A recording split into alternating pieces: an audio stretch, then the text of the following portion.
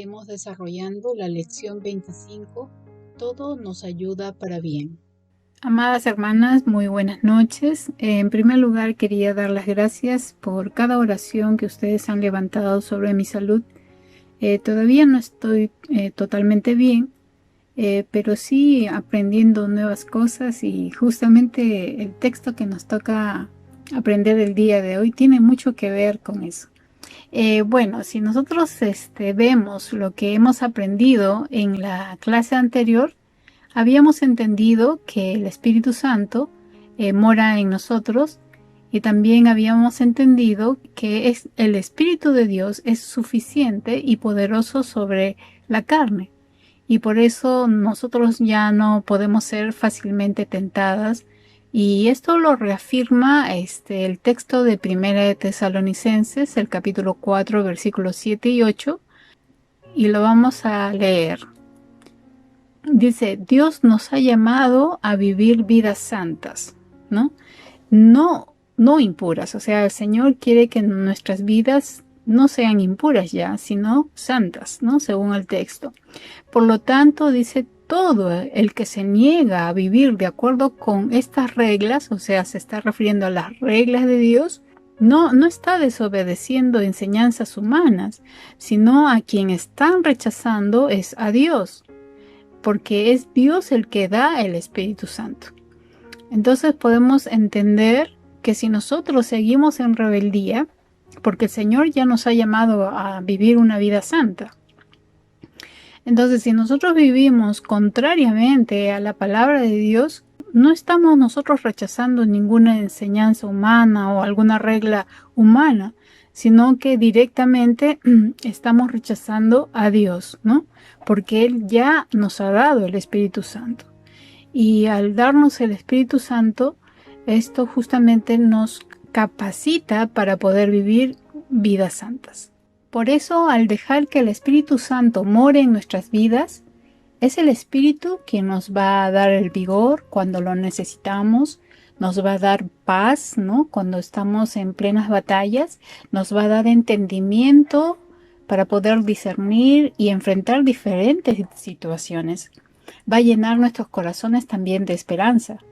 Pero también el objetivo del Espíritu Santo es transformarnos a la semejanza de Cristo. Quiere decir que el Espíritu Santo nos lleva por el camino de la santificación. Y la santificación es lo que realmente nos va a hacer crecer y también nos va a ayudar a vivir fielmente en obediencia a Dios. En 1 Corintios dice lo siguiente: y esto erais algunos. Bueno, se está refiriendo a nuestra vida pasada. Mas ya habéis sido lavados, ¿no? Hemos sido lavados por Cristo.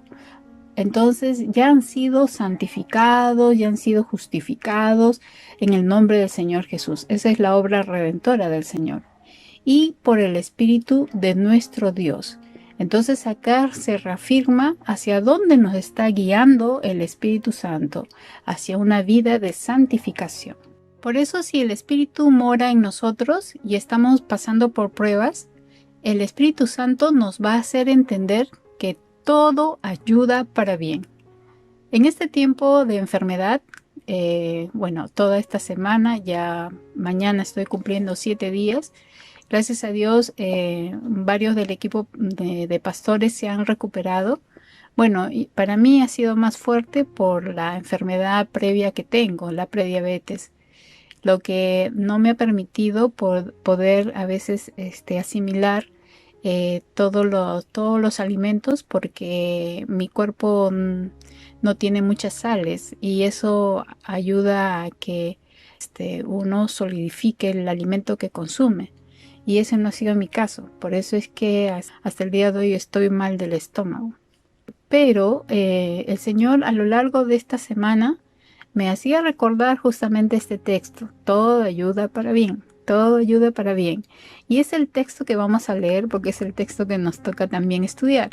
Y está esto en Romanos 8:28. Sé que muchos de ustedes lo conocen y vamos a leerlo. Y dice: y sabemos que a los que aman a Dios, todas las cosas les ayudan a bien. Esto es, a los que conforme a sus propósitos son llamados. Según este texto que acabamos de leer, el ingrediente necesario en la vida del creyente es amar a Dios. Cuando tú amas a Dios, las dificultades o pruebas no van a ser un indicativo para quejarte contra Dios o resentirte con Él, ¿no? Vas a ver las pruebas como un cincel necesario de parte de Dios para seguir trabajando en nuestro carácter, en nuestras emociones, en nuestra fe, bueno, en lo que haga falta, ¿no?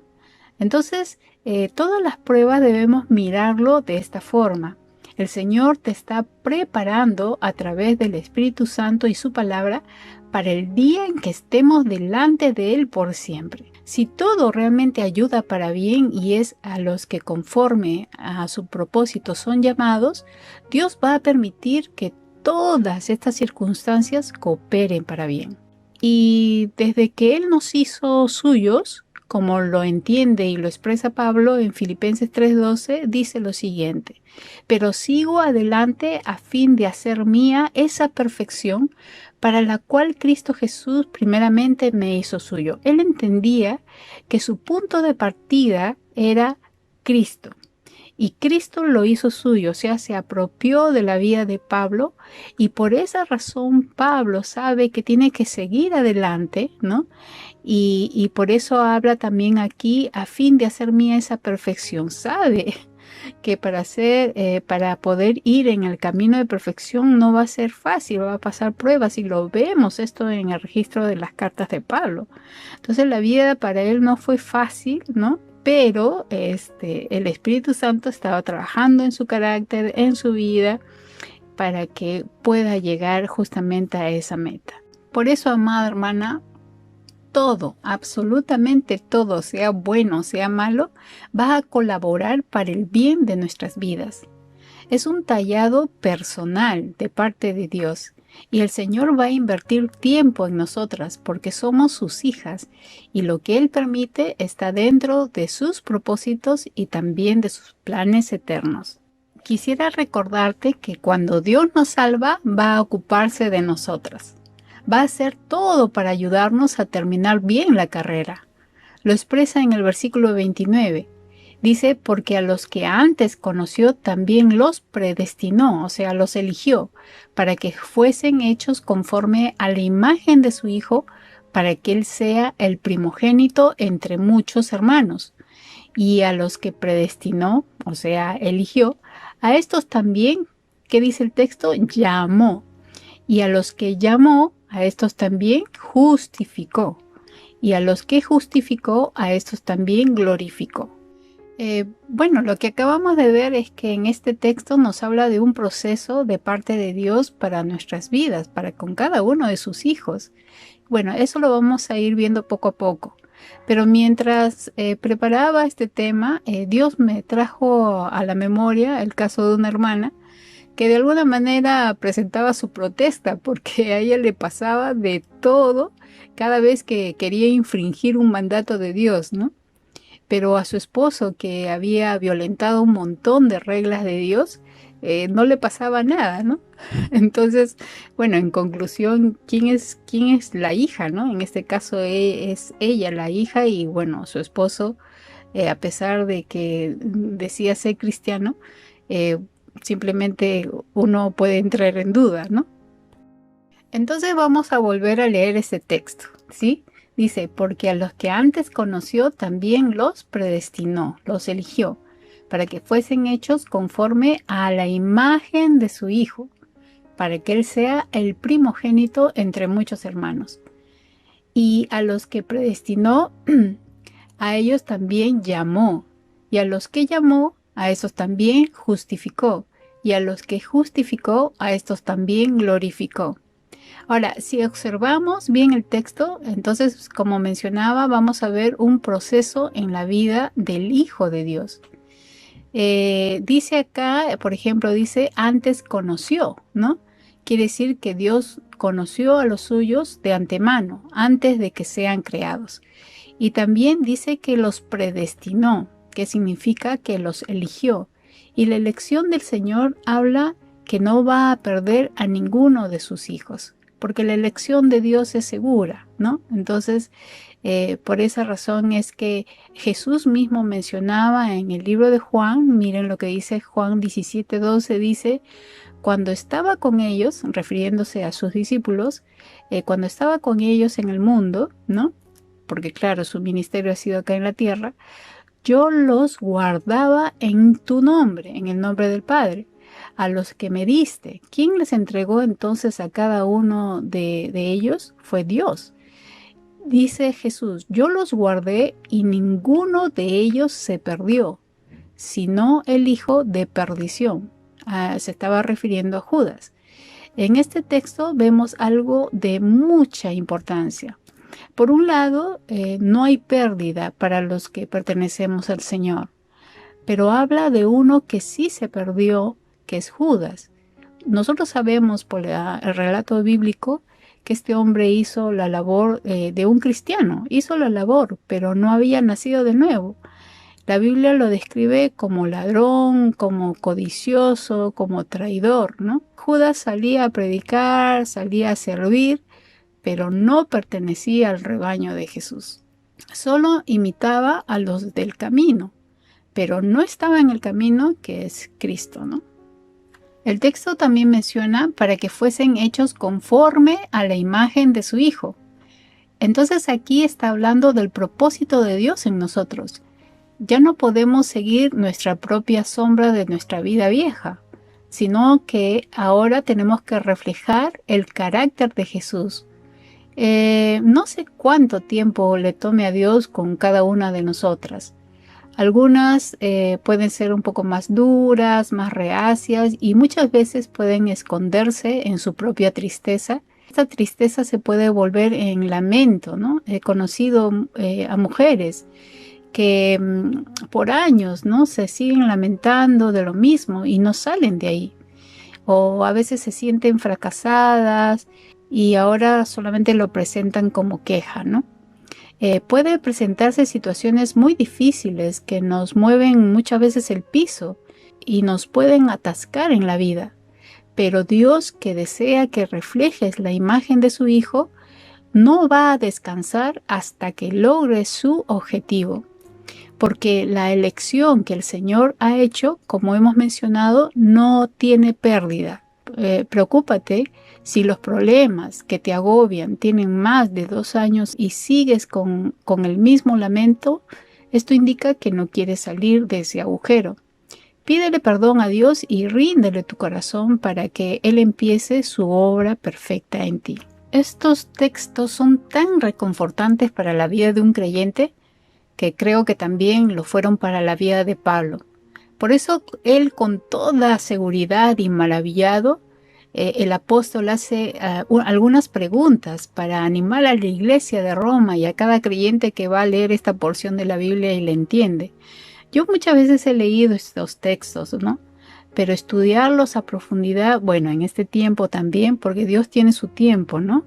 Y definitivamente Él me ha hecho entender cosas muy profundas que de verdad han hecho crecer mi alma, ¿no? Bueno, la pregunta es, ¿qué pues diremos a esto? Refiriéndose a todo lo que había leído en el versículo justamente 29, todo ese proceso, la inversión de Dios para cada creyente, hacernos a la imagen de su Hijo, wow. Es mucho regalo para nosotros, ¿no? Y acá la pregunta es, ¿qué pues diremos a esto? Si Dios es por nosotros, ¿quién contra nosotros?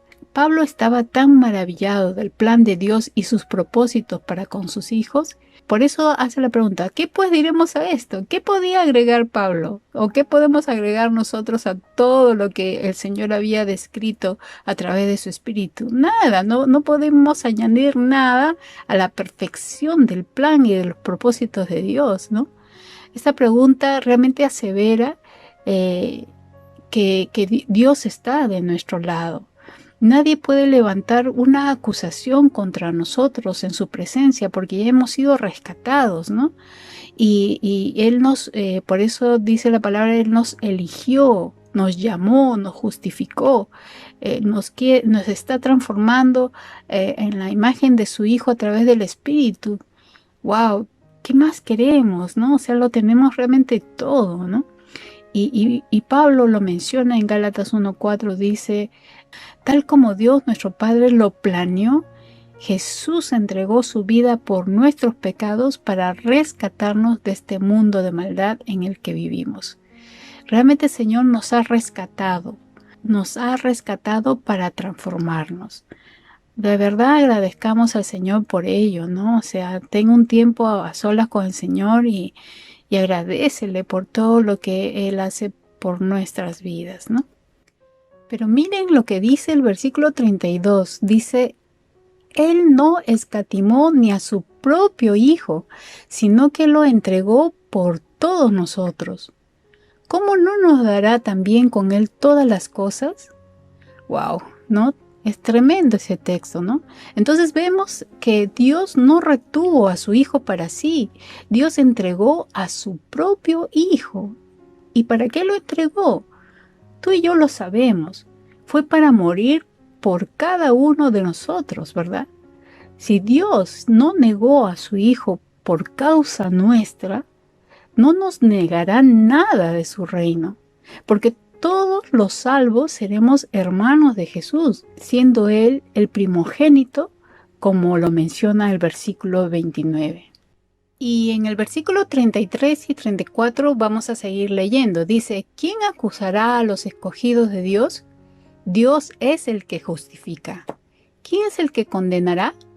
Cristo es el que murió, más aún el que también resucitó, el que además está a la diestra de Dios, el que también intercede por nosotros. Qué tales privilegios que tenemos de ser hijas de Dios, ¿verdad?